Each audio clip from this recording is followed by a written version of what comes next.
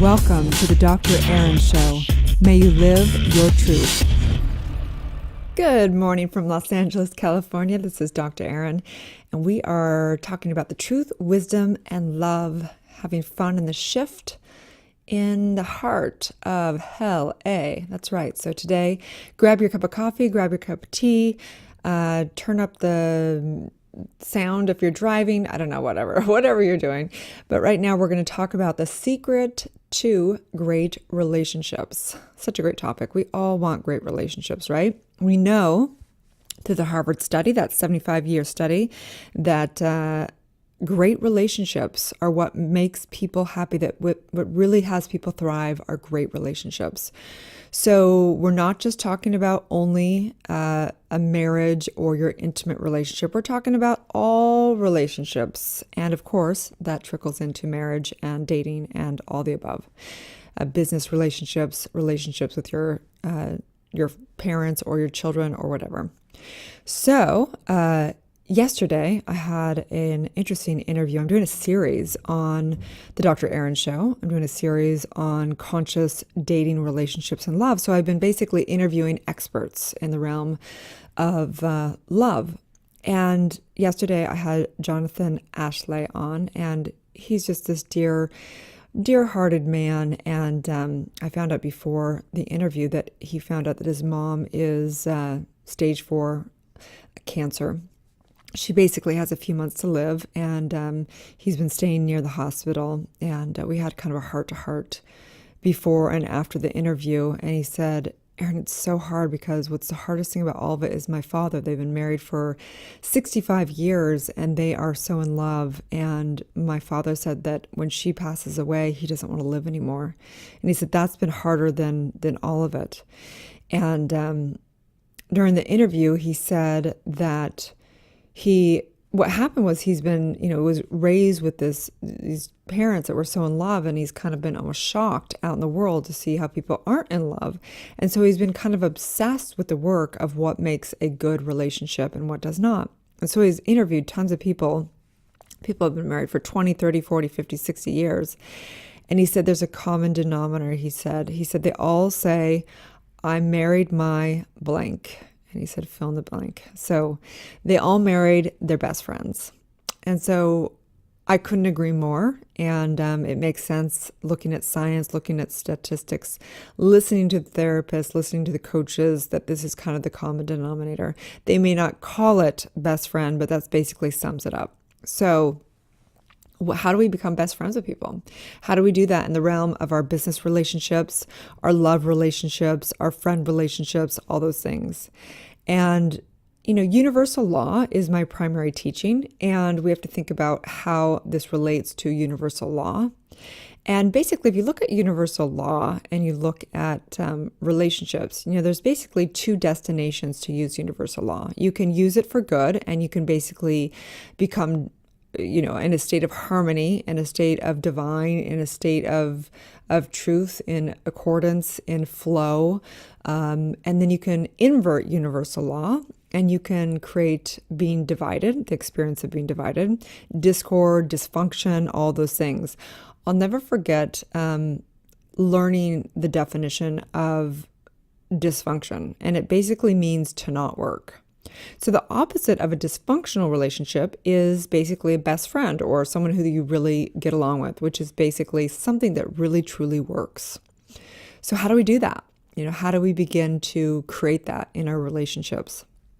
And if you take a look at other therapists, counselors, coaches, experts in this arena, they will pretty much say that great relationships come down to communication styles, the values, your chemistry. There's just people that you meet that you can't help, you just get along with. You just have this chemistry, even best friends or even lovers or people that you work with. There's people that you just jive with, you vibe with, and there's people that you don't. And sometimes we can hone those skills, and sometimes it's just the way it is. You can't really manipulate it or outline, as we say in my industry. Controlling it, trying to have it become something, is just not really in our surrender. We have to surrender to our nature. Our nature, we have particular communication styles. We have particular values. We have particular ways we go through life. Can we change those things?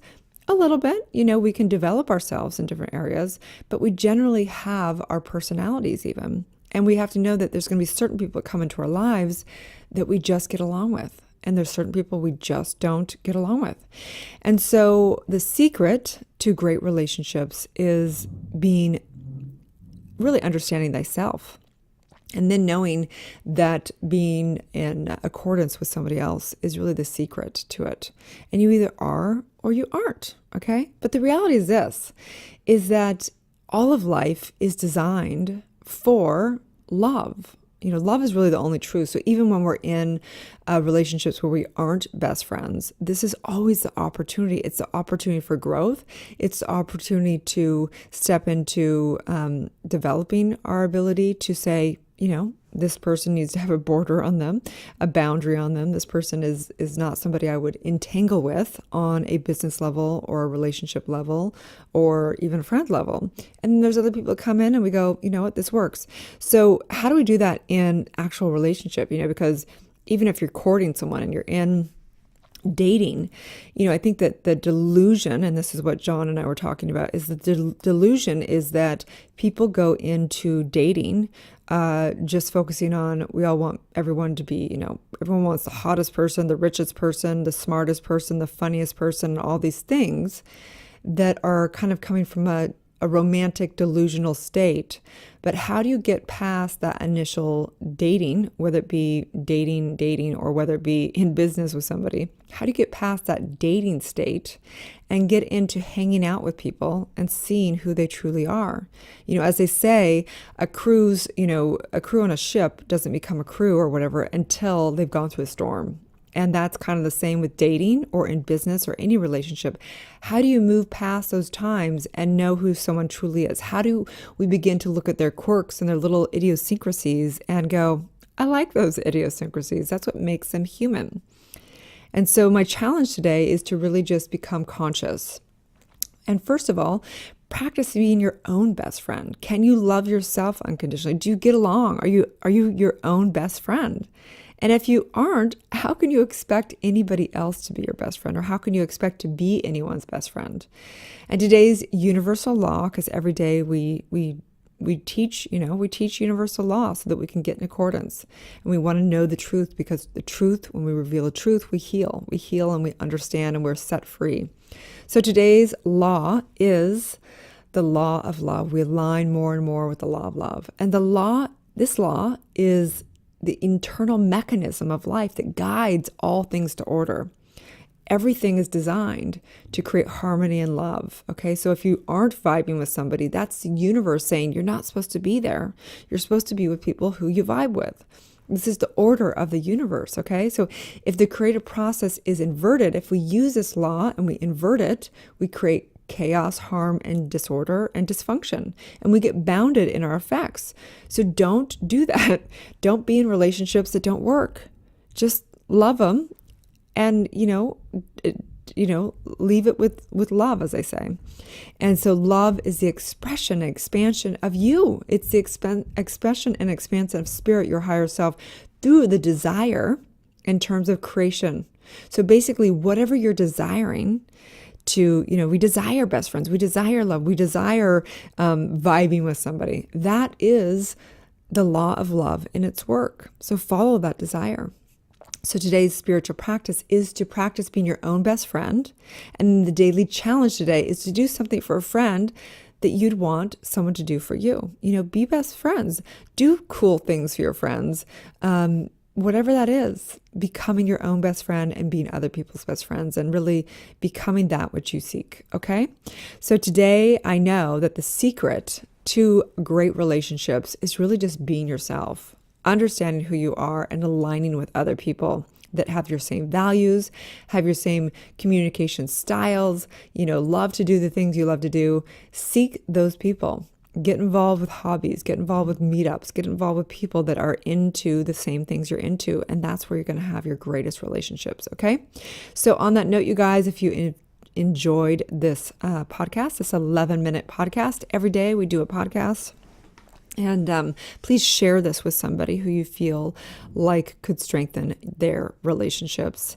And you can find me at erinfallhaskell.com. You can get my book. It's called Awakening. It is a 40-day guide to unleashing your spiritual powers, life purpose, and manifesting your dreams. It's a great one. I've had it go viral over in the UK. Lots of people around the world reaching out about that one. I need to do another series on that on social media.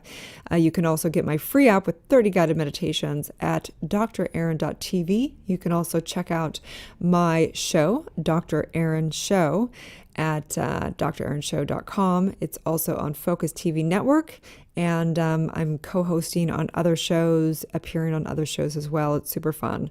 Desiring to be kind of a household name in the realm of teaching universal law and spiritual axioms, the New Thought movement, and just loving life, Do what you love and you'll never work another day in your life, as they say. So on that note, have a divine day, you guys, and know that the greatest relationship is within. So may you live your truth.